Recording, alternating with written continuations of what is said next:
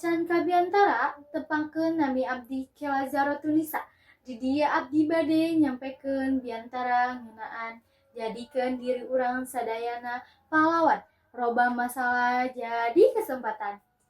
Hai rancangan sadayana anu keren. Sok atuh sepatos setengah rasa kesel ku masalah-masalah di sakeliling urang. Sapetos runta anu numpuk, macet anu ngajantenkeun urang telat ka sakola, atawa kuota internet nu gancang beak. Daripada ngan ukur ngeuh, hayu urang robah masalah eta jadi kesempatan. Urang para remaja miboga kekuatan luar biasa. Urang boga ide kreatif, semangat anu gede, jeung kemampuan anu hebat.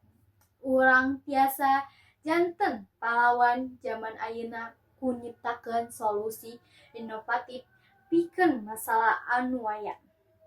Teu kudu langsung gede rerencangan sadayana. Mimitian wae tina hal leutik anu bisa masehan pangaruh. Contohna nyieun aplikasi pengingat jadwal piket kelas.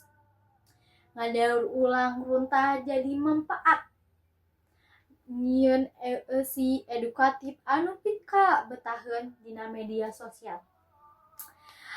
Ingat, inovasi teh lain ukur soal teknologi canggih. Inovasi teh ngeunaan kumaha urang mikir kreatif, wani nyobaan hal anyar, jeung henteu gampil nyerah.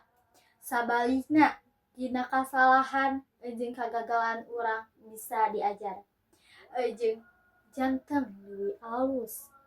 Hayu urang buktikeun remaja teh bisa janten agen parobahan.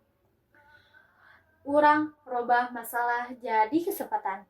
Sarta jadikeun diri urang pahlawan zaman kiwari anu matak nyieun bangga. Sakitu wae ti simkuring mugi aya manfaatna kanggo urang sadayana.